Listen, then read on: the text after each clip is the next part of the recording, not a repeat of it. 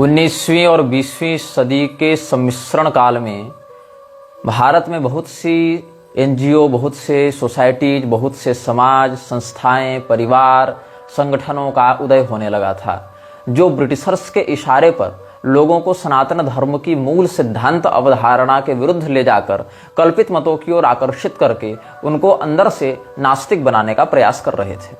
इसमें बहुत से धर्मगुरुओं के वेश में, बहुत से शासकों के वेश में, बहुत लेखकों और समाज सुधारकों के वेश में भी लोग सम्मिलित थे।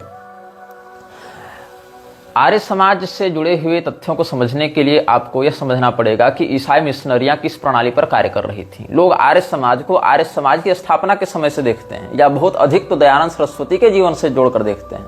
ऐसे ही इस्कॉन की स्थापना से लोग इस्कॉन को जानते हैं, देखते हैं, या अधिक से अधिक प्रभुपाद के जीवन से देखते हैं। लेकिन अगर आपको इन सभी षड्यंत्रों के विषय में समझना है तो ये मत देखिए कि इस्कॉन कब से चला, ये मत देखिए आर्य समाज कब से चला, या ये मत देखिए कि प्रभुपाद ने, अभय चरण डे ने या दयानंद सरस्वती ने क्या किया। ये देखिए कि उनसे पहले की पीढ़ी में क्या चल रहा था, वो जिस परिवेश में पले बढ़े, जैसी संगति में रहे, वो लोग कैसे थे। तब आपको समझ में आएगा कि ये सब जो प्रेरणाएं हैं, ये सब जो विचार हैं, ये कहां से उद्भूत हुए थे, कहां से उत्पन्न हुए थे। तो आर्य समाज की स्थापना मुंबई में की गई थी मूल शंकर तिवारी के द्वारा, जो उस समय स्वयं को दयानंद सरस्वती के नाम से प्रचारित करता था। यद्यपि दयानंद सरस्वती ने सरस्वती शब्द की व्याख्या तो की है, लेकिन सरस्वती शब्द इससे पहले जो आचार्य लगा रहे थे, हालांकि सरस्वती शब्द तो मठावना महानुशासन में भी शंकराचार्य जी ने परिभाषा के साथ वर्णित किया है दशनामी परंपरा के अंतर्गत, लेकिन दयानंद सरस्वती ने जो सरस्वती शब्द लगाया, जो आनंद सरस्वती परंपरा का आश्रय लिया, ये शंकराचार्य के मत में दीक्षित होने के बाद, परमानंद यति से दीक्षित होने के बाद इसने दयानंद सरस्वती नाम रखा। और फिर जब शंकराचार्य का मत इसने खंडित करना आरंभ किया, उनके विरुद्ध हो गया, लोगों ने पूछा भाई तुम ऐसा क्यों कर रहे हो, तो कहा कि नहीं, मेरी वाली जो आनंद सरस्वती परंपरा है वो अलग है। तो दयानंद ने सरस्वती शब्द की भिन्न परिभाषा व्यक्त की, लेकिन ये नहीं बताया कि क्या इसके गुरु, इसके परम गुरु, इसके परात्पर गुरु, परमेष्ठु गुरु, ये सब भी इस परिभाषा के ही अंतर्गत सरस्वती लगाते आ रहे हैं क्या। तो भगवान के मार्ग में चलने का दावा करने वाले, ईश्वरीय मार्ग पर चलने का दावा करने वाले ये लोग स्वकल्पित मतों को वेद का आवरण उड़ाते हुए, वेद का एक कवर चढ़ाते हुए लोगों के सामने प्रस्तुत कर रहे थे। तो कथित रूप से काठियावाड़ में ब्राह्मण परिवार में इसका जन्म हुआ था, मूलजी शंकर करशनजी तिवारी के नाम से। अब मूल शंकर जो है करशनजी तिवारी या कृष्णजी तिवारी, गुजराती उच्चारण में थोड़ा भेद हो जाता है। इसने कब जन्म लिया, तो कहते हैं 1824 ईस्वी में इसका जन्म हुआ था। 1824 वह वर्ष था, या वह वर्षखंड था, वह दशक था जब राम मोहन राय जैसे लोग ब्रह्म समाज के माध्यम से सनातन धर्म पर पर्याप्त कुठाराघात करने का प्रयास कर रहे थे। अब हम दयानंद सरस्वती के द्वारा जो सत्यार्थ प्रकाश लिखी गई थी, उस सत्यार्थ प्रकाश में जो कुतर्क किए गए हैं, उस कुतर्क को कहां से उठाया, तो हमने जैसा कि आप सबों को सप्रमाण बताया था कि जॉन मूर की पुस्तक मत परीक्षा, जो 1839 में छपी, 40 में छपी, फिर आगे के दशकों में इसका प्रवर्धित और अनुदित संस्करण प्रकाशित करवाया जाता रहा। रुडोल्फ ने 1868 में इसका हिंदी अनुवाद भी प्रकाशित करवाया था। तो हिंदी, संस्कृत, अंग्रेजी तीनों भाषाओं में मत परीक्षा सत्यार्थ प्रकाश के लिखे जाने से 3 दशक पहले से समाज को आतंकित कर रही थी। अब सत्यार्थी के काल्पनिक पात्र के द्वारा प्रस्तुत किए गए या प्रमाणित किए गए कुतर्कों के आधार पर जब इसने सत्यार्थ प्रकाश लिखी, तो सत्यार्थ प्रकाश शब्द भी इसने अपने से नहीं दिया। सत्य प्रकाश नाम की एक पत्रिका पहले से छपती थी, यहां से उसने उठा लिया सत्यार्थ प्रकाश नाम। जॉन मूर की पुस्तक मत परीक्षा के काल्पनिक पात्र, फिक्शनल कैरेक्टर सत्यार्थी से इसने प्रेरणा ले ली, वहां से सत्यार्थ मिल गया। और सत्य प्रकाश नामक एक पत्रिका छपती थी, उससे इसने ले लिया सत्यार्थ प्रकाश नाम, और स्वयं को एक विचारक और प्रबुद्ध क्रांतिकारी आचार्य के रूप में प्रस्तुत कर दिया। अब ये सत्य प्रकाश की क्या घटना है, ये हम बताते हैं। एक बनिया था, ये भी गुजराती था, गुर्जरे जीर्णताम गता। तो ये जो गुजराती बनिया था, इसका नाम था करशनजी मूल जी। दोनों के नाम में थोड़ा सा साम्यता देखने को मिलेगी, इसलिए भ्रमित मत होइएगा। मूल शंकर करशनजी तिवारी या मूलशंकर तिवारी किसका नाम था? चूंकि वहां पिता का नाम भी जोड़कर बताते हैं ना, जैसे नरेंद्र मोदी, नरेंद्र दामोदर दास मोदी ऐसे लिखता है, तो पिता का नाम जोड़कर, और पिता का नाम जोड़ने की बात भी शास्त्र सम्मत ही है। पिता के सहित अपना नाम लेने की परिपाटी भी शास्त्रीय है। इसीलिए परशुराम जी जब आए हैं राजा जनक के दरबार में तो अपने पिता का परिचय देते हुए राजाओं ने उनको प्रणाम किया है। ये सब भी आपको गोस्वामी जी के श्री रामचरितमानस आदि में ही मिल जाएगा। इसके लिए बहुत अधिक शास्त्र पढ़ने की आवश्यकता नहीं है। गोस्वामी जी की वाणी भी अगर देख लोगे तो इतने विषय तो आपको बहुत अच्छे से पता चल जाएंगे मर्यादा के। यद्यपि श्री रामचरितमानस को कोई अगर निष्ठापूर्वक अध्ययन करे तो 300-400 से अधिक श्रुति स्मृति पुराण आगम सम्मत ग्रंथों का जो मूलभूत तात्विक सार है वो उसको समझ में आ जाएगा विषय, अगर उस पर पर्याप्त चिंतन मंथन किया है परंपरा तरीके से। तब अस्तु हम क्या बता रहे थे, जो मूल शंकर तिवारी था, मूल शंकर करशनजी तिवारी, उसने ब्राह्मण परिवार में जन्म लिया था कथित रूप से काठियावाड़ में, ये भी गुजरात में है। उससे ठीक पिछली पीढ़ी में एक करशनजी मूलजी नाम का एक बनिया था, जो गुजराती बनिया था। उसने क्या किया था, एक पुस्तक लिखी थी जिसका नाम था वेद धर्म। और इस व्यक्ति ने वेद धर्म पुस्तक में क्या कहा था कि सनातन धर्म से मूर्ति पूजा को हटा देना चाहिए, हिंदू समाज, हिंदू धर्म तो कुरीतियों से ग्रस्त हो गया है। तो यहां पर एक पैरा हम आपको पढ़कर सुनाना चाहेंगे, brief history of Arya Samaj से। इसका नाम है ब्रीफ हिस्ट्री ऑफ आर्य समाज। तो यहां पर मैं आपको पढ़कर सुना रहा हूं 1993 के डॉक्यूमेंटेशन से आपको पढ़कर सुना रहा हूं कि the Arya Samaj was founded by Swami Dayanand Saraswati who was originally Mulji Shankar Karshanji Tiwari. He was born in 1824 at Tankara in the princely state of Kathiawar in the Brahmin caste. Before Dayanand Saraswati in Bombay presidency, Karshanji Mulji who was from the Gujarati Bania community who started social reform within his community. इसने समाज सुधार का काम प्रारंभ किया था। अब चूंकि इतिहासकार लोग ऐसी ही बातें लिखते हैं, समाज सुधार ये सब शब्दों का ही प्रयोग करते हैं, वो षड्यंत्रकारी इत्यादि शब्दों का प्रयोग तो नहीं करते सामान्यतः। अस्तु, इसने क्या किया था, करशनजी मूलजी जो गुजराती बनिया था, उसने मुंबई में क्या किया था, ही published a tract Ved Dharma in which he advocated sweeping away all the latter accretions to Hinduism such as idol and guru worship and returning to the simple religion of Vedas, the true आर्य धर्म। अब ये जो बनिया था करशनजी मूलजी गुजराती, इसने मुंबई में एक पुस्तक लिखी थी जिसका नाम था वेद धर्म। और इसने वेद धर्म नामक पुस्तक में यह सिद्ध करने का प्रयास किया था कि सनातन धर्म में मूर्ति पूजा नहीं है, पुराणों का प्रमाण नहीं है, कोई गुरु परंपरा की आवश्यकता नहीं है, गुरु पूजन की भी आवश्यकता नहीं है, और हम सभी को आर्य धर्म की ओर लौटना चाहिए जो वास्तव में विशुद्ध वैदिक धर्म है, ऐसा इसने दावा किया। अब आगे देखिए, यही कारण है Karshan Das Mulji was the person who actually created the background for the formation of the Arya Samaj in Bombay.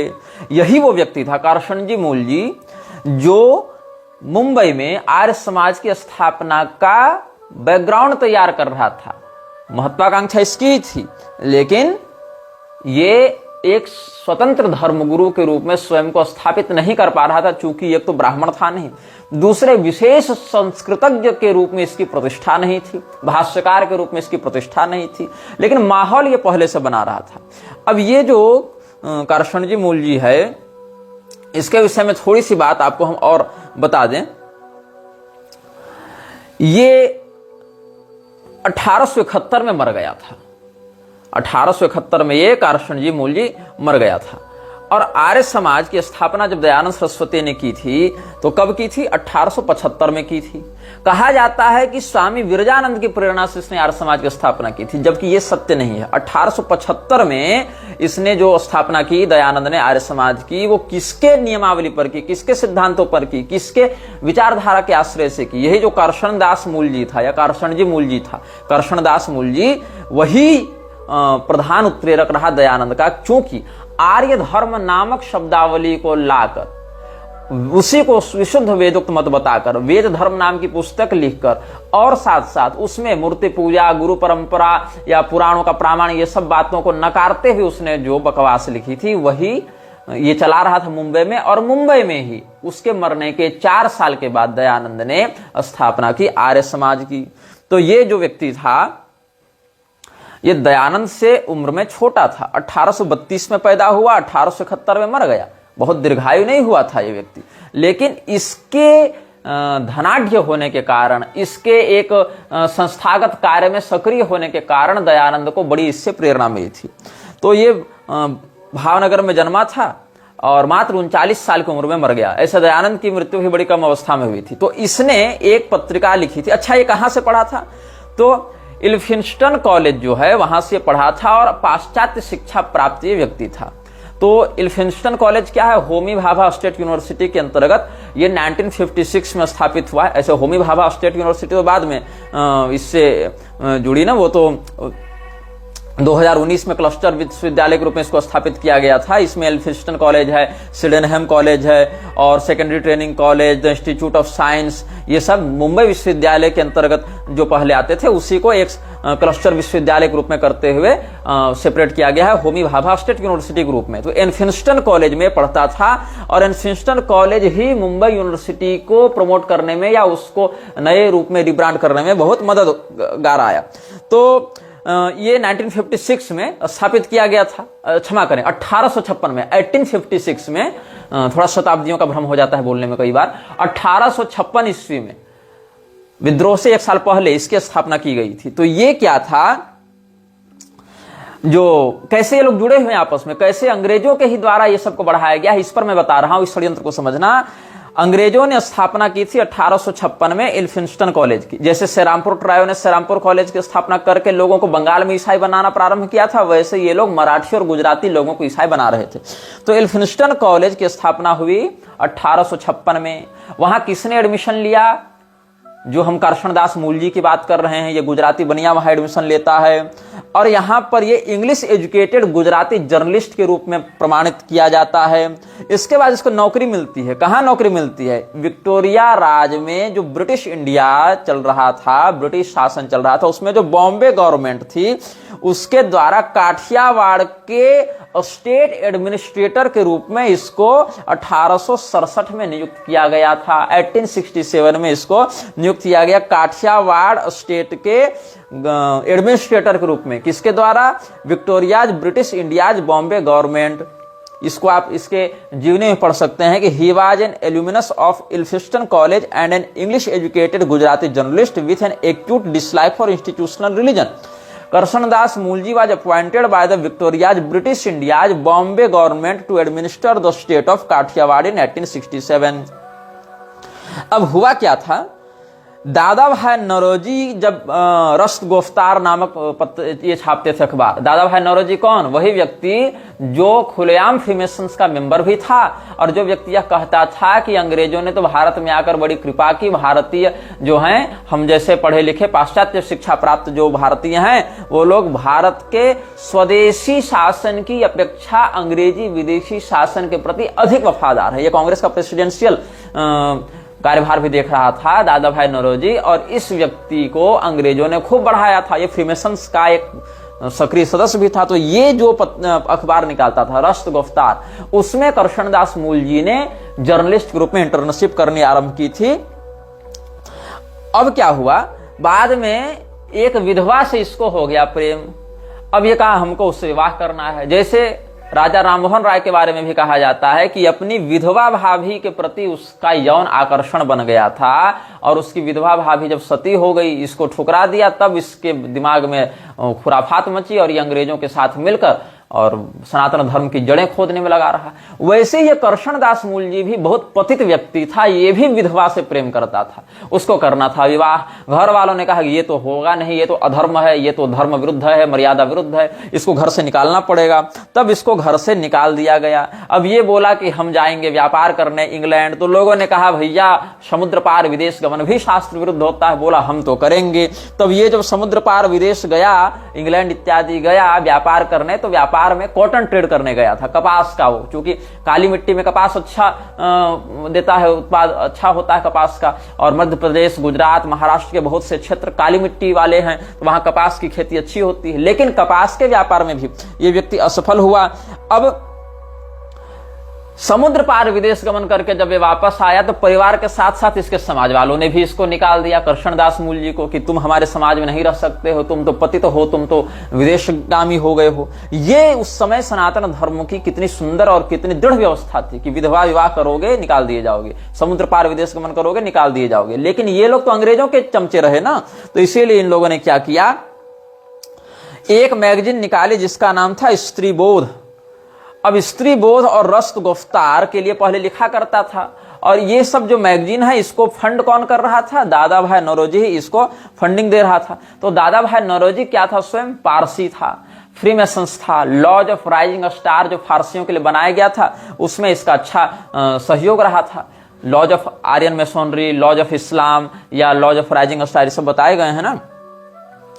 तो स्त्री बोध नाम की एक पत्रिका जो केएन काबरा ने 1857 में स्थापित की थी और जो लगभग 90-92 साल चली थी, गुजराती भाषा में छपती थी, तो वहां पर 1952 में इसका प्रकाशन बंद हो गया था। हालांकि तो क्या हुआ था, जो विक्टोरियन स्टैंडर्ड्स हैं महिलाओं के, मतलब अंग्रेज लोग जिस प्रकार से चाहते हैं महिलाओं को बनाना, वैसा ही ये भारतीय महिलाओं को बनाना चाहता था। मतलब आधुनिक जो फेमिनिज्म है या आधुनिक जो पश्चिमी कुप्रथा या पश्चिमी विकृति भारत की महिलाओं में व्याप्त हो रही है, ये सब कहां से प्रारंभ हुआ था। तो क्या होता है, विक्टोरियन मोरालिटी, अंग्रेजों के विक्टोरियन कल्चर्स के मापदंडों के आधार पर जो स्त्रियों की नैतिकता होनी चाहिए थी, वैसी ही नैतिकता या वैसी ही सांस्कृतिक परिवर्तनशीलता, मतलब कि भारत की नारी भारतीय नारी न रहे, वो बन जावे यूरोपियन नारी, मेम साहब बन जावे। तो ये करवाने के लिए और भारतीय समाज में सनातन धर्म की व्यवस्था के अंतर्गत जो स्त्रियों की मर्यादागत अनुशासन व्यवस्था है उसके विरुद्ध जाकर उनको यूरोपीय रंग में रंगने के लिए जो पत्रिका निकाली जाती थी केएन काबरा इत्यादि के द्वारा, उसको फंडिंग कहां से मिलती थी, दादा भाई नौरोजी के द्वारा। और यहां पर स्त्री बोध इसका नाम रखा गया था, और इसी पत्रिका के माध्यम से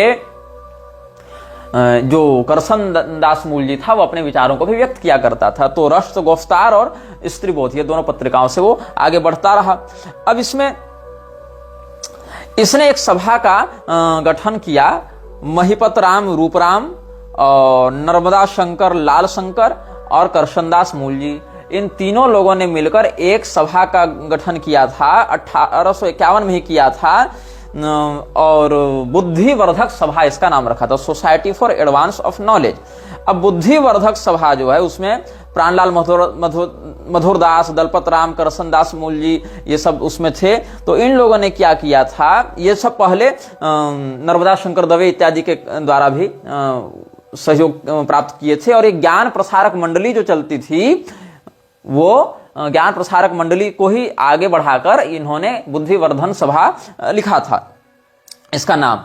क्योंकि जैसे आत्मीय सभा को राजा राम मोहन राय ने बनाया, बाद में आत्मीय सभा को रिब्रांड करके इन्होंने कर दिया ब्रह्म समाज, वैसे ही इन लोगों ने क्या किया था, जो ज्ञान प्रसार मंडली थी उसको इन लोगों ने रिब्रांड करके ज्ञान प्रसारक मंडली को ही बुद्धिवर्धक सभा के रूप में इन्होंने कर दिया था रिब्रांड। अब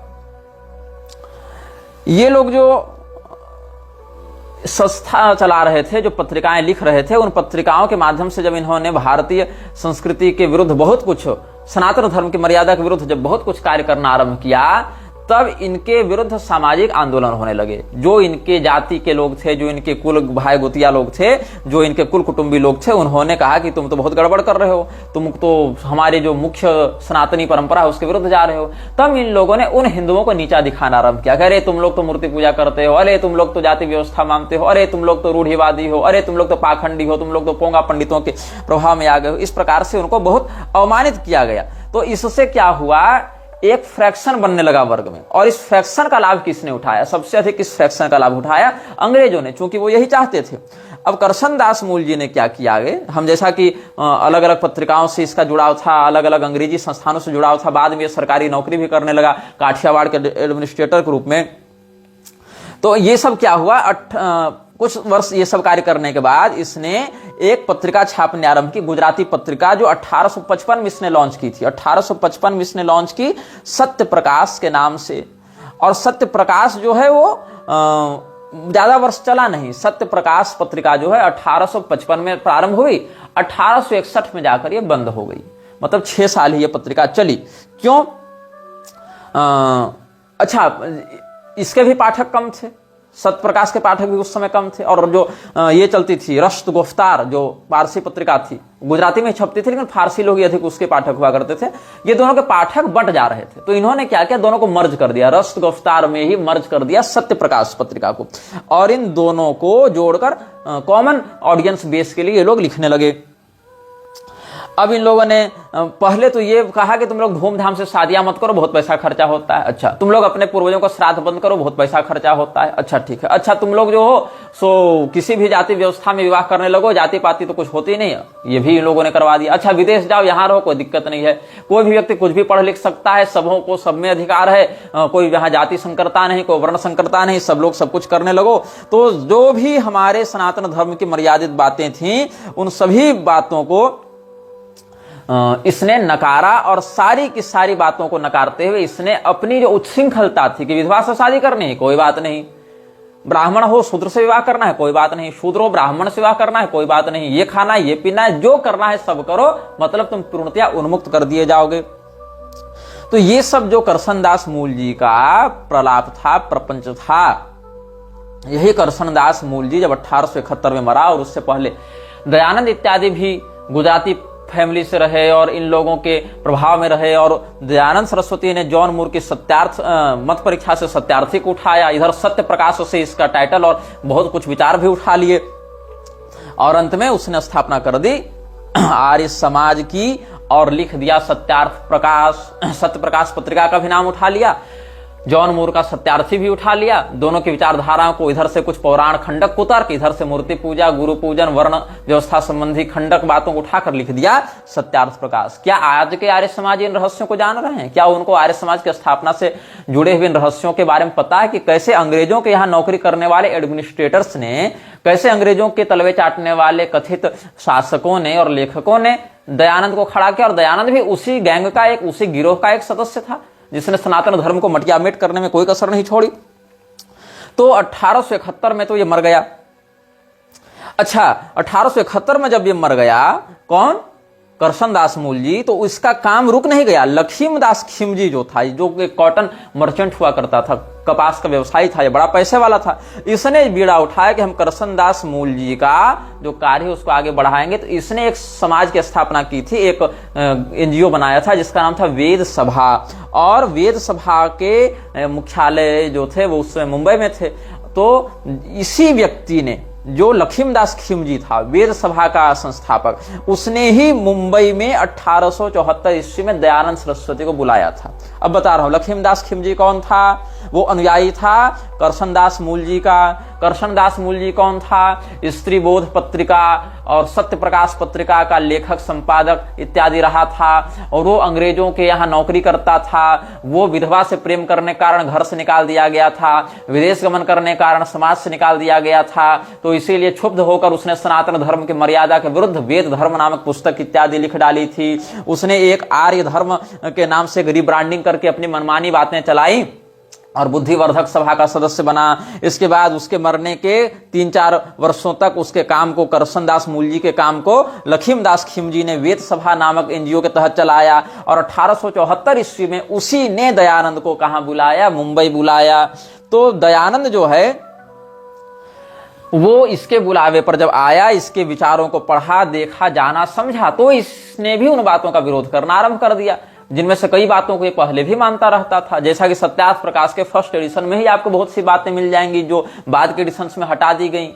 और पुरी के शंकराचार्य जी की बात माने तो वृंदावन में तो दयानंद ने भगवान कृष्ण का एक मंदिर भी स्थापित करवाया है, वहां मूर्ति की प्रतिष्ठा भी करवाई है। तो पहले जो मूर्ति पूजक था वो बाद में इन्हीं लोगों के प्रभाव में आकर, अंग्रेजों के प्रभाव में आकर भयंकर कोढ़ बन गया सनातन धर्म के लिए।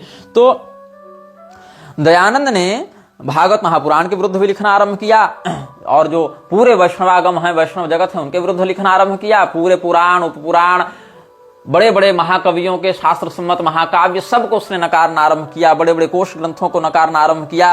और 1874 में ही जब ये मिला इधर, कृष्णदास मूल जी के गैंग से, तब इसने वहां से सत्य प्रकाश इत्यादि के विषय में जाना। आर्य धर्म वाले नाटक के बारे में, जो वेद धर्म पुस्तक और वेद सभा इत्यादि के नाम से चल रहे थे पहले ही, अंग्रेजों के द्वारा पोषित होकर, अंग्रेजों के फ्रीमेसन्स के द्वारा, जो अंग्रेजों के वफादार थे, जैसे दादा भाई नौरोजी, कृष्णदास मूल जी, ये सब के द्वारा जो काम हो रहा था, इसको उसने जाना, समझा और उसने तुरंत छाप दी सत्यार्थ प्रकाश। लेकिन हड़बड़ी का काम, गड़बड़ी का। उसने सत्यार्थ प्रकाश में बहुत सी, पहले एडिशन में तो शास्त्र सम्मत बातें भी लिख डाली थी, लेकिन बाद में इसको लगा कि ये सब बातें तो गड़बड़ हो जाएंगी, तो फिर हमारा ये जो मुख्य उद्देश्य वो कैसे पूरा होगा। तो अगले के एडिशंस में उसने वो बातें हटा दी और मजबूरी में उसको 13वां 14वां समोल्लास भी आर्य समाजियों को जोड़ना पड़ा, इस्लाम और ईसाइयत के विरोध को दिखाने के लिए।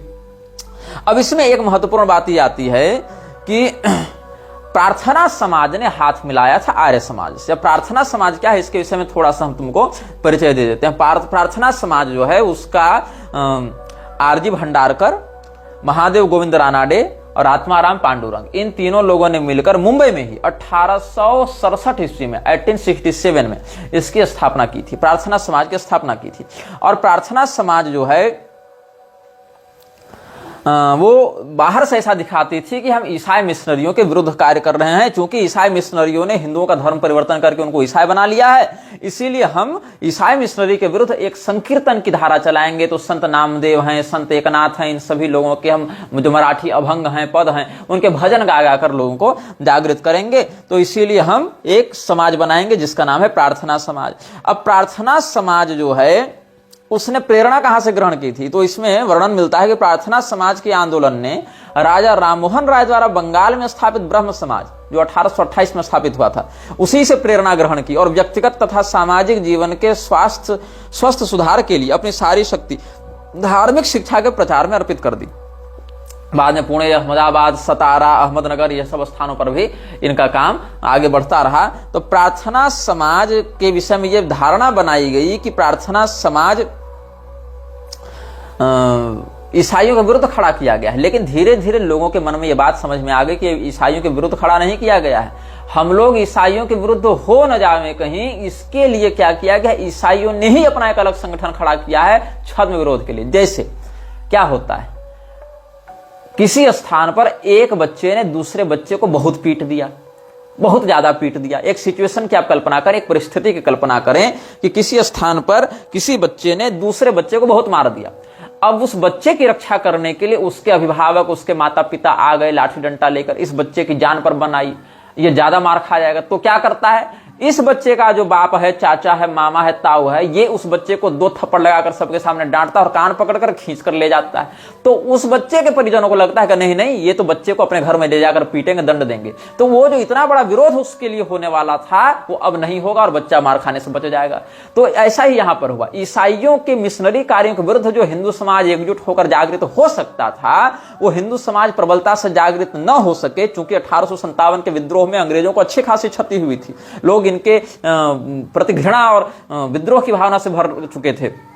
इसीलिए प्रार्थना समाज, ब्रह्म समाज, आर्य समाज, सत्य शोधक समाज, ये बुद्धिवर्धक समाज, ऐसे करके अलग अलग छोटे छोटे समाजों के माध्यम से इनकी ऊर्जा को बांटा गया और ये दिखाया गया कि हम लोग तो अंग्रेजों के खिलाफ काम कर रहे हैं, तो हम लोग पहले से काम कर रहे हैं, तुम लोग आराम से सो जाओ ना। और ये लोग सो जाते थे। और ये लोग क्या करते थे, अंग्रेजों के ही काम को बढ़ाने के लिए हिंदुओं को उनके कुल धर्म परंपरा से, गोत्र परंपरा से, सनातन संप्रदायगत परंपरा से तोड़कर अपने एनजीओ में शामिल करते और पीढ़ी दर पीढ़ी इनको वामपंथी, नास्तिक और अंग्रेजों का वफादार बनाते जाते थे।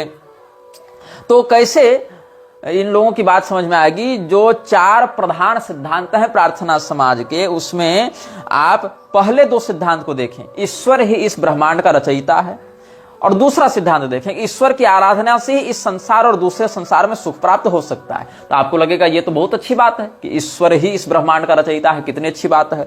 ईश्वर की आराधना से ही संसार में, मतलब लोक में, और दूसरे संसार मतलब परलोक में सुख प्राप्त हो सकता है, तो बोलो कितनी अच्छी बात है। लेकिन यही पर दावा फंसता है, क्योंकि इतनी बात तो इस्लाम भी मान रहा है कि अल्लाह ही इस पूरी दुनिया का रचयिता है और अल्लाह की इबादत करोगे तो धरती और जन्नत दोनों में सुख मिलेगा। इतना तो ईसाई भी मान रहे हैं कि there is a god who is the creator of universe and by worshipping him we can live a healthy and prosperous life in this world और इन द हेवन।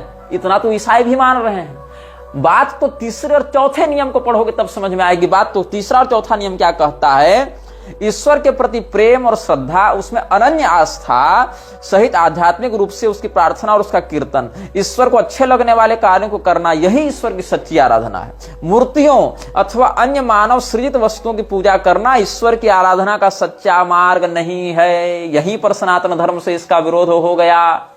यहां पर तो ईसाई और इस्लाम वाले भी मान रहे हैं कि अल्लाह से अनन्य प्रेम करो, उसके अलावा किसी की इबादत मत करो, उसको अच्छे लगने वाले काम करो, गॉड को, अल्लाह को अच्छे लगने वाले काम करो, लेकिन मूर्ति पूजा मत करो। मूर्ति पूजा करना ईश्वर की आराधना का सच्चा मार्ग नहीं है। तो ये हिंदुओं के लिए काम कर रहे थे कि मिशनरीज के लिए काम कर रहे थे, और ये बात आर्य समाज भी मानता है। तो आर्य समाज, प्रार्थना समाज, ये सब इस्लाम और ईसाइयत की ही इन बातों का प्रचार कर रहे हैं।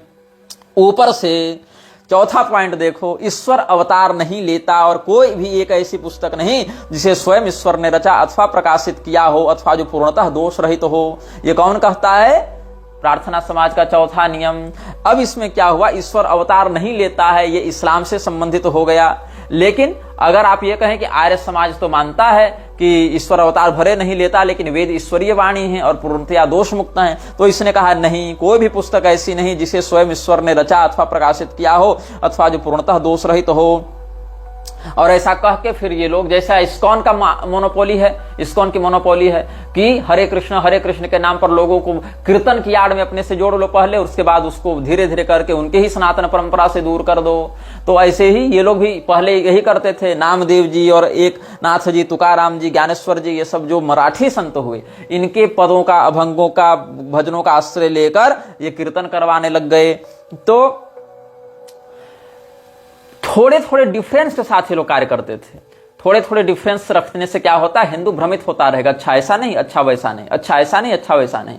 यदि तुम ये मानते हो कि ईश्वर अवतार नहीं लेता और कोई पुस्तक ईश्वर के द्वारा नहीं भेजी गई, तो तुम प्रार्थना समाज ज्वाइन कर लो, कुल मिला के रहोगे मृक्षराज के ही अंतर्गत। अच्छा कोई बात नहीं, तुमको ऐसा लगता है कि ईश्वर अवतार नहीं लेता, लेकिन पुस्तक तो कोई उसकी है जो वेद है, तो कोई बात नहीं, we have another scheme for you, you can join Arya Samaj, तो तुम आर्य समाज ज्वाइन कर लो। अच्छा अगर तुमको ये लगता है कि ईश्वर अवतार भी लेता है और ईश्वर तो वेद और पुराण का भी उपदेश करता है, और लेकिन ईश्वर जो है वो वर्णाश्रम व्यवस्था को जन्म से नहीं मानता है, तो we have another scheme for you brother, you can join Gayatri Parivar. अच्छा तुमको ये लगता है कि ईश्वर की मूर्ति पूजा तो होनी चाहिए, और ईश्वर की मूर्ति पूजा होने के साथ साथ हम पुराणों को तो प्रामाणिक माने, लेकिन कुछ पुराणों को माने और कुछ पुराणों को न माने, then you can join ISKCON brother. They are idol worshippers and they don't recognize Shiva Purana as authentic and प्रामाणिक। तो मृक्षराज ने सारी स्कीम दी रखी है आपको जो मानना है आप सब मानिए, लेकिन रहिए हमारे यहाँ पर।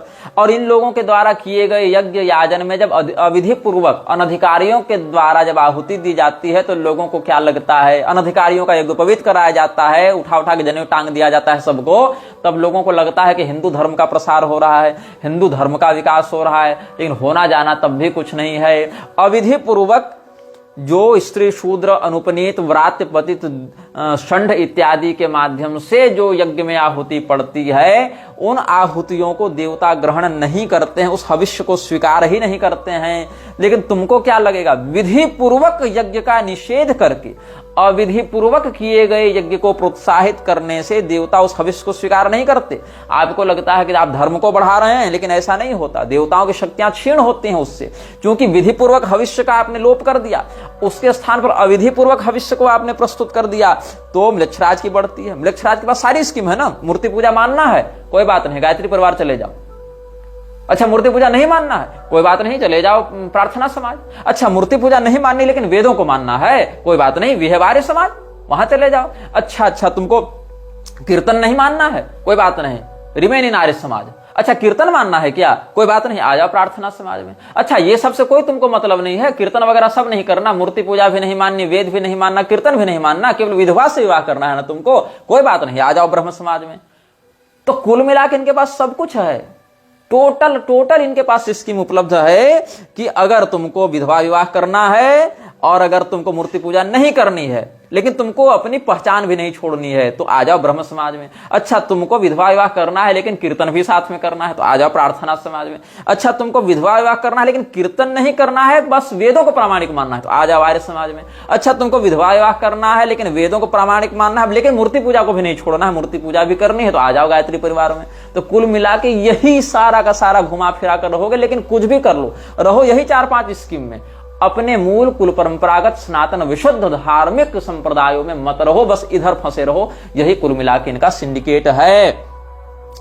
तो सारी व्यवस्था इन लोगों ने पहले से ही लगा रखी है। तो हम बात कर रहे थे प्रार्थना समाज के विषय में। तो प्रार्थना समाज क्या हुआ, अब हम वापस आते हैं। The Prarthana Samaj refuse to believe in any sacred book as revealed by god but in the matters of rejection of idolatry, support of widow marriages and social reforms it was with Dayanand. मतलब सोचो कि दयानंद सरस्वती वेदों को प्रामाणिक मान रहा है और प्रार्थना समाज नहीं मान रहा है, लेकिन ये दोनों एक दूसरे के विरोध नहीं खड़े हो रहे हैं। ये दोनों विधवा विवाह की आड़ में मूर्ति पूजा के खंडन के लिए एक साथ हाथ मिला रहे हैं। मतलब दयानंद को कोई फर्क नहीं पड़ता कि कोई वेद को प्रामाणिक माने या ना माने, बस मूर्ति पूजा का खंडन होना चाहिए। इन लोगों को कोई मतलब नहीं कि ये हम जिसको प्रामाणिक नहीं मान रहे उसको ये लोग प्रामाणिक मान रहे, वहां शास्त्रार्थ नहीं करेंगे ये लोग। लेकिन विधवा विवाह अगर करवा रहे हो, अगर तुम मूर्ति पूजा का निषेध कर रहे हो, वर्णाश्रम का निषेध कर रहे हो, तो तुम हमारे सगे हो, ऐसा ये लोग मानते थे, इसीलिए हाथ मिलाकर चलते थे। इसीलिए क्या हुआ कि रानाडे ने, जो महादेव गोविंद रानाडे था, वो दयानंद सरस्वती को पुणे में इनवाइट करता है। कब? जुलाई 1875 में। इससे पहले दयानंद को किसने इनवाइट किया था? लक्ष्मीदास खिमजी ने 1874 में इनवाइट किया था, मुंबई में, वहां बुलाया था। और महादेव गोविंद रानाडे ने प्रार्थना समाज के बैनर तले दयानंद सरस्वती को पुणे बुलाया 1875 में, और 15 लेक्चर्स दिए 2 महीने रहकर वहां दयानंद ने, पुणे में।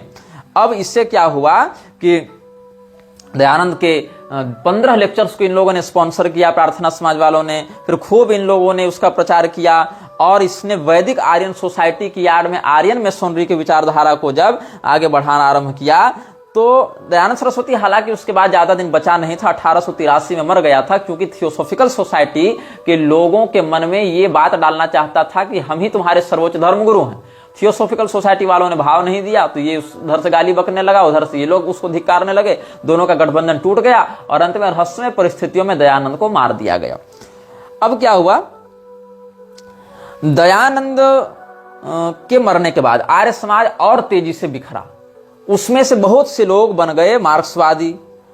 अब क्या हुआ, दयानंद की सत्यार्थ प्रकाश और कार्ल मार्क्स की पुस्तक, इन दोनों को साथ में लेकर आर्य समाज आगे बढ़ने लगा। ये भी बात आती है। In the first and second decades of 20th century many Arya Samajes were attracted towards Marxism and synthesized Dayanand with Marx on one hand, on the other the Samaj started various works in different parts of India like untouchability, eradication and purification rites. तो उत्तरी भारत में क्या हुआ, बहुत से spin off संगठन बने आर्य समाज के, टूट टूट कर।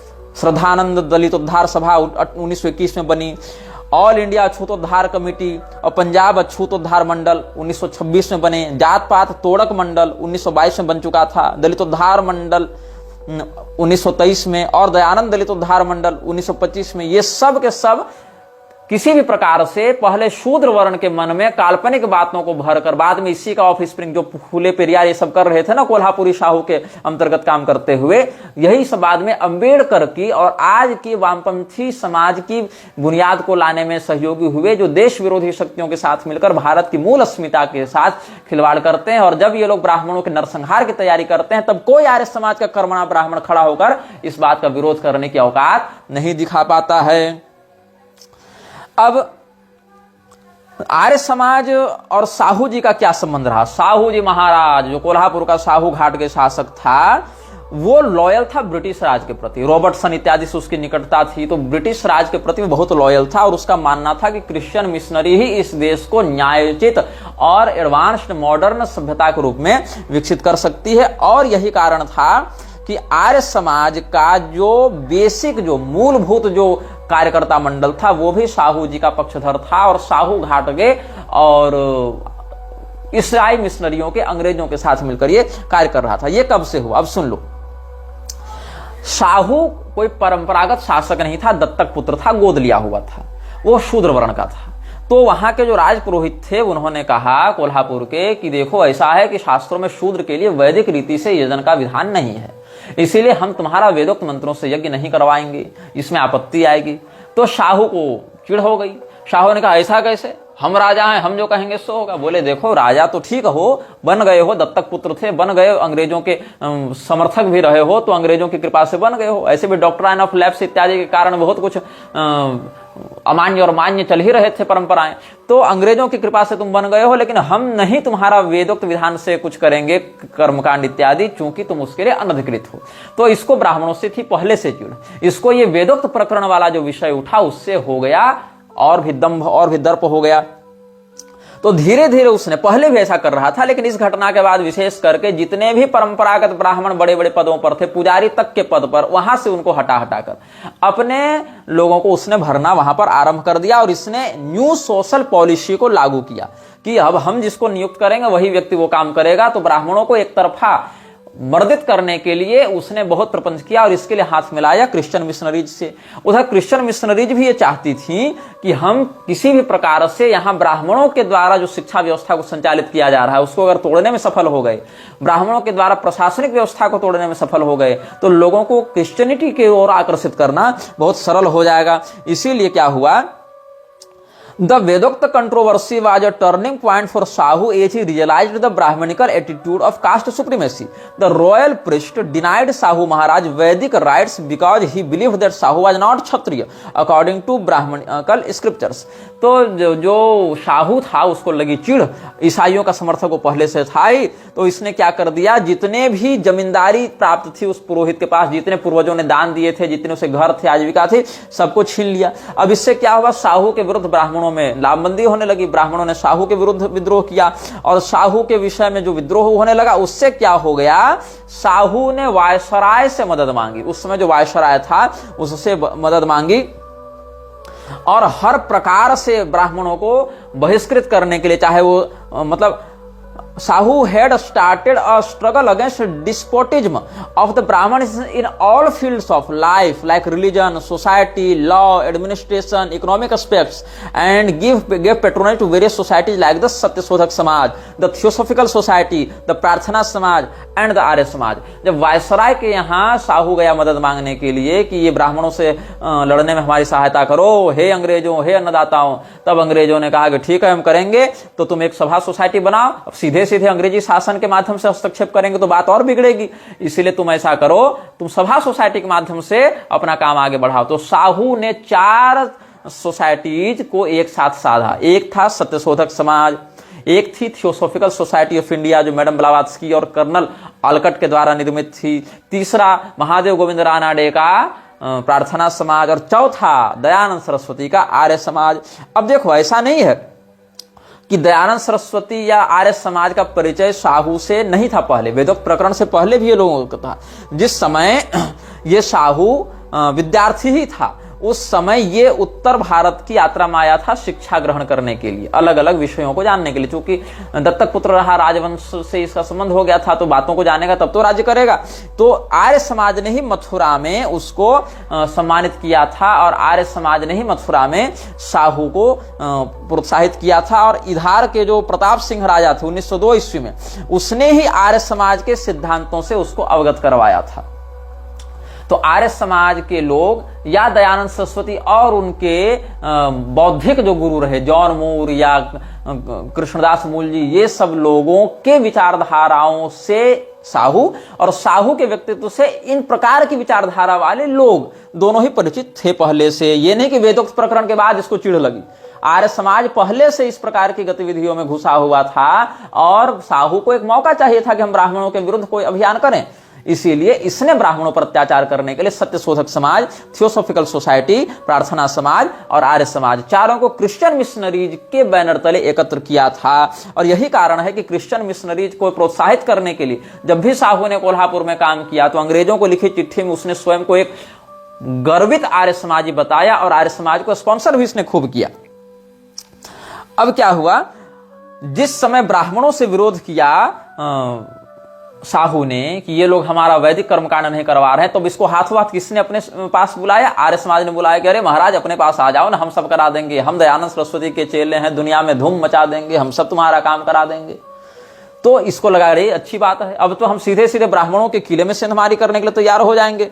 और 1917 ईस्वी में, 1902 में ये आर्य समाज से जुड़ा हुआ था, उसके बाद 1917 ईस्वी तक ये आर्य समाज से गुप्त रूप से जुड़ा रहा, और 1917 ईस्वी में इसने स्वयं को घोषित रूप से, मतलब सामने आकर अपने आप को आर्य समाजी घोषित किया, और 1918 में तो रॉबर्टसन को लिखी चिट्ठी में इसने इस बात को स्वीकार भी किया है। तो 16-17 ईस्वी में, 1916-1917 में साहू ने ब्राह्मणों के विरुद्ध खूब षड्यंत्र करते हुए स्वयं को घोषित रूप से आर्य समाजी बताया, और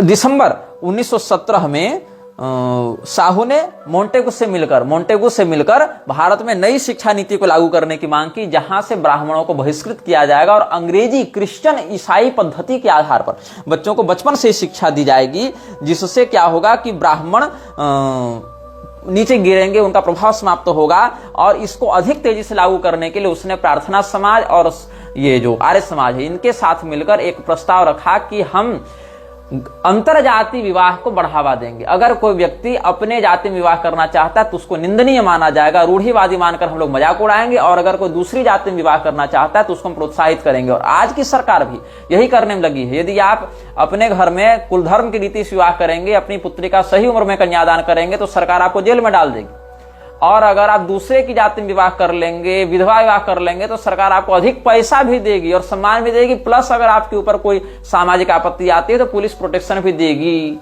ये सरकार लोगों को व्यभिचारी बनाने में लगी हुई है, और ये सरकार आज से नहीं, भारत में अंग्रेजों के समय से ये बात चली आ रही है, ब्राह्मणों के और सनातन धर्म के मूलभूत सैद्धांतिक मर्यादा को खंडित करने के लिए और म्लेच्छराज के बल को बढ़ाने के लिए। तो जो मोंटेगू शेल्मफोर्ड कमिटी थी, उसमें ये क्या लिखता है, in the message of this presidency have now realised that 5 monsters are creating problems in the progress of majority.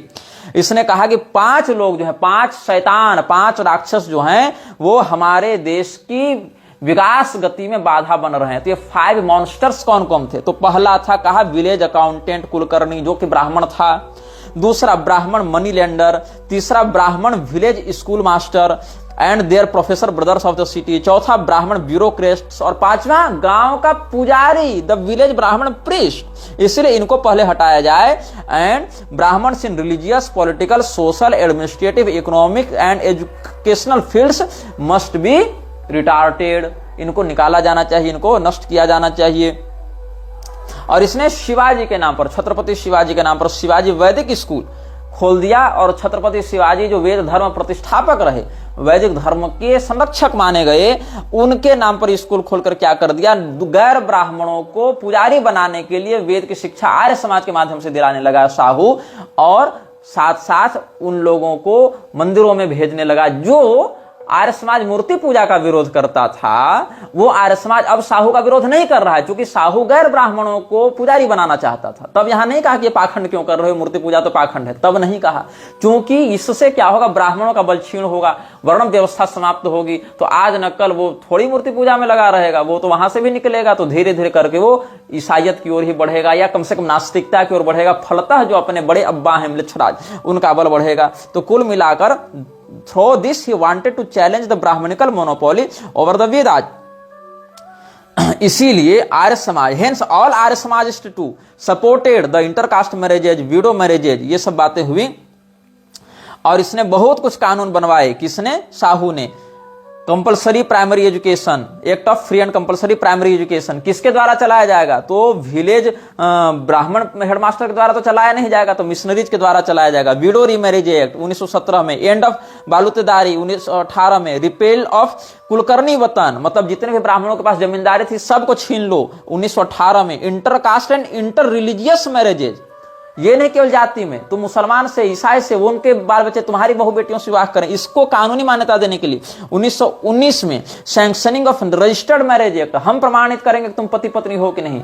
ये जबकि सनातन धर्म की मान्यता में क्या कानून करेगा जी कि हम किसको पति माने किसको पत्नी माने, इसमें ये तो हमारे कुल परंपरा के अनुसार चलेगा। लेकिन नहीं, sanctioning of registered marriage act 1919 में act related to protection of harassment of women 1919, divorce act लेकर आया, विधवा विवाह चलो ठीक है नहीं कर पाएगा कोई, तो घर में फूट डालकर एक स्त्री का दूसरे के प्रति आकर्षण हो जाए, पुरुष के प्रति, एक पुरुष का दूसरे स्त्री के प्रति आकर्षण हो जाए, तो घर में तलाक हो, तलाक से झगड़ा हो, झगड़े के बाद वो इधर उधर जाकर विचार करके डाइवोर्सी होकर विवाह करें, इसके लिए 1919 में एक एक्ट लाया गया।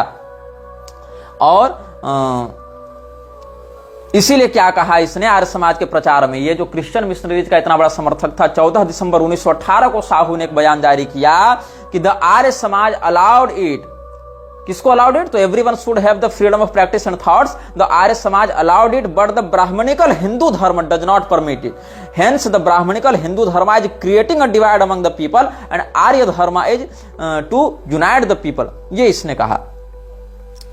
तो इसीलिए क्या हुआ, in Kolhapur princely state under the leadership of Sahu Maharaj the scenario was different. बाहर तो आर्य समाज वाले लोग ईसाई मिशनरियों के खिलाफ लड़ने का खूब नाटक किए, लेकिन साहू के राज्य में इसकी स्थिति दूसरी थी। साहू महाराज supported not only the Arya समाज but also Christian and Muslim communities of the princely state. मतलब इमामों ने कोई दिक्कत नहीं की, पादरियों ने कोई दिक्कत नहीं की, सारी दिक्कत इन लोगों के लिए ब्राह्मणों ने की थी और आर्य समाज भी यही चाहता था।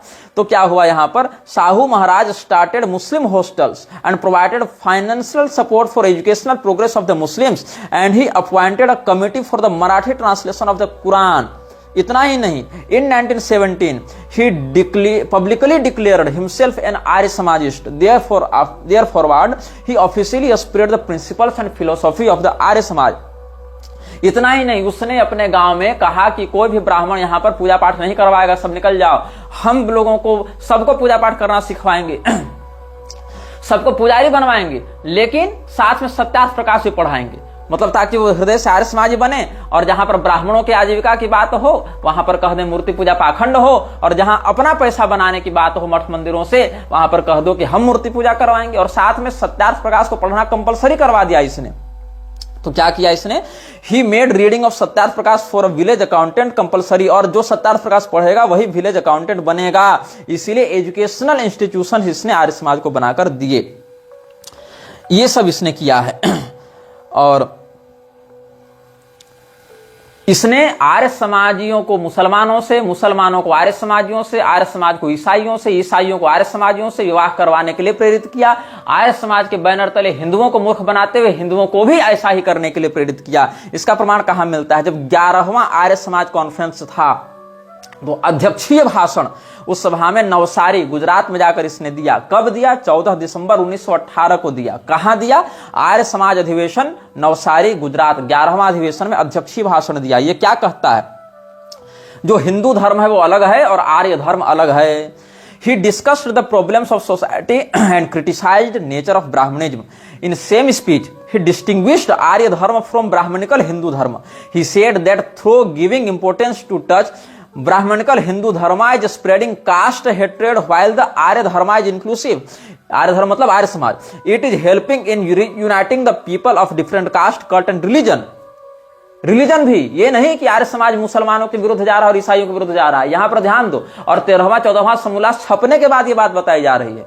ये नहीं कि आर्य समाज ने बाद में ईसाई और मुसलमान का विरोध किया तो अच्छा हो गया, नहीं। 1918 में जो 14 दिसंबर 1918 को प्रेसिडेंशियल लेक्चर दे रहा है ये आर्य समाज के 11वें अधिवेशन में, वहां साहू ने क्या कहा आर्य समाज के बारे में कि it is helping in uniting the people of different caste, cult and religion. और यहां पर क्या है, similarly, it is possible to find in one's own family that husband or wife could be an Arya Samajist or other from a different faith in one family. Brothers could be from different sects or religions. ये सब हो गया। तो ज्योतिराव फूले ने जो कहा था कि mixed family of all religions, वही खिचड़ी वर्णसंकरता की ये लोग फैलाने वाले थे। और इसने यह कहा 1920 में कि द आर्य समाज will be N universal religion. ये सब आर्य समाज ने कैसे साहू का आश्रय लेकर और साहू के पैसे से, साहू के पॉलिटिक्स से, अंग्रेजों का आश्रय लेकर आर्य समाज ने अपनी जड़ें आगे बढ़ाई और हिंदू धर्म को नष्ट करने का प्रयास किया। तो आर्य समाज के ऊपर हम विस्तार से आपको पिछले 9 अनुभागों से बताते आ रहे हैं। और आर्य समाज, ब्रह्म समाज, प्रार्थना समाज, ये सब क्या हिंदू धर्म मानता है कि वेद सनातनी ईश्वरीय वाणी हैं, उन्हीं का उपबृंहण पुराण, इतिहास, आगम इत्यादि हैं। और हमारे ऋषि महर्षियों के द्वारा अलग अलग संप्रदायों के माध्यम से उसका प्रवर्तन किया गया है। ये सब हम लोग मानते हैं, लेकिन ये लोग वेदों को उतना ही और उतने ही अंश में प्रामाणिक मानते हैं आर्य समाज वाले जितने अंश में इनका मत पुष्ट हो जाए। उसके अतिरिक्त अंशों को ये लोग या तो मानते नहीं या फिर उन अंशों को मानने के बाद भी उनकी अर्थ ही व्याख्या ही बदल देते हैं। लेकिन ब्रह्म समाज और प्रार्थना समाज ये सब तो खैर इतना भी नहीं मानते। इसके बाद श्रीमद् भगवत गीता में मात्र 70 श्लोक पकड़ लो, महाभारत में 8000 श्लोक पकड़ लो, तो आधा अधूरा खा पी कर ये लोग अपनी बकवास करते रहते हैं। भगवान कृष्ण भगवान राम को भगवान नहीं मानते हैं, एक महामानव मानते हैं, उसी कोटि का जिस कोटि का महामानव ये लोग दयानंद को मानते हैं। तो भगवान को भी ये लोग नहीं मानते, भगवान की पूजा का विरोध करते हैं, मूर्ति पूजा का विरोध करते हैं। किसी भी व्यक्ति को ये लोग हिंदू नहीं मानते, हिंदू व्यक्ति को ये हिंदू शब्द को ही सनातन धर्म की मृत्यु के रूप में मानते हैं। ब्रह्म समाज के ही समान ये लोग विधवा विवाह का समर्थन करते हैं, ये लोग अंतरजातीय विवाह का समर्थन करते हैं, शास्त्रों को अप्रामाणिक प्रक्षिप्त मानते हैं। तो कुल मिलाकर मलेच्छराज ने जो अलग अलग स्कीम चला रखी है उसी में ये लोग भी हैं। गायत्री परिवार ने तो और कचड़ा कर रखा है, सबको जनेऊ टांग दो, सबको गायत्री दीक्षा दे दो। मूर्ति पूजा अगर करनी है लेकिन आर्य समाज में जाने का मन नहीं है क्योंकि वो मूर्ति पूजा का विरोध करते हैं, तो हमारे पास आ जाओ और हमारे यहाँ आकर विधवा विवाह भी कर सकते हो, जनेऊ भी पहन सकते हो। सारी स्कीम है ना, विधवा विवाह करना है, जनेऊ पहनना है, लेकिन मूर्ति पूजा भी साथ में करनी है। अब आर्य समाज में तो मूर्ति पूजा कर नहीं पाओगे तो हमारे यहाँ आकर कर लो, गायत्री परिवार बन जाओ। और गायत्री परिवार इनकी आड़ में कर क्या रहा है? हिंदुओं की जनसंख्या को कम करने के लिए हम दो हमारे दो इस प्रकार की बातों को खुलेआम प्रचारित करके लोगों को कम से कम बच्चा पैदा करने के लिए प्रेरित किसने किया? गायत्री परिवार ने किया। गायत्री परिवार ने बहुत सी पुस्तकें निकाली। कार्ल मार्क्स की प्रशंसा में कार्ल मार्क्स को इन लोगों ने महर्षि की उपाधि दे दी। तुमको इंटरनेट पर ये सब पुस्तकें खरीदने के बाद पढ़ने के लिए भी मिल जाएंगी। महर्षि कार्ल मार्क्स के नाम से इन लोगों ने कार्ल मार्क्स जैसे आतताई की प्रशंसा में पुस्तकें निकाल रखी हैं। महापुरुष ईसा मसीह की प्रशंसा में इन लोगों ने पुस्तक निकाल रखी हैं। तो फ्री मैसन से जुड़े लोगों की प्रशंसा में, जैसे विवेकानंद जैसे लोगों की प्रशंसा में, कार्ल मार्क्स जैसे आतताई की प्रशंसा में, ईसा मसीह जैसे म्लेच्छ की प्रशंसा में इन लोगों ने खूब पुस्तकें छाप रखी हैं। और कुल मिलाकर सनातन धर्म को वर्ण संकर बनाते हुए सनातन धर्मावलंबियों को उनकी मूल कुल परंपरा से तोड़कर कम से कम बच्चे पैदा करो, जनसंख्या एकदम कम से कम करो, ऊपर से हमारे यहाँ आ जाओ, सब आपस में विवाह करो, सब आपस में मंत्र पढ़ो, सब आपस में दीक्षा ले लो और कार्ल मार्क्स को महर्षि मान लो, ईसा मसीह को महापुरुष मान लो और जो जन्मना वर्ण व्यवस्था के अनुसार बात करें, सनातन धर्म की मूल शास्त्रीय व्यवस्था के अनुसार, उन लोगों को पाखंडी, ढोंगी और समाज तोड़ने वाला सिद्ध कर दो। ऐसे करके अलग अलग परिवार, समाज, सभा, सोसाइटी के माध्यम से ये लोग चल रहे हैं। आशा है धीरे धीरे इस श्रृंखला में आपकी आंखें अब खोलने लगी होंगी, चूंकि हमने हर बात का रेफरेंस देकर, संदर्भ देकर, व्यक्ति का नाम बताकर, समय बताकर, स्थान बताकर, घटनाक्रम बताकर आप सबों को सचेत करने का प्रयास किया है। यह वीडियो जल्द ही हटा दिया जा सकता है। कृपया थर्ड पार्टी ऐप्स का उपयोग करके डाउनलोड करें। आप इस वीडियो को अपने चैनल पर फिर से अपलोड भी कर सकते हैं।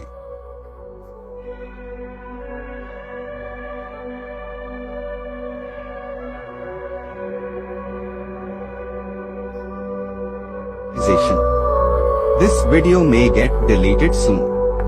Please download using third-party apps. You may also re-upload this video on your channels. Thank you.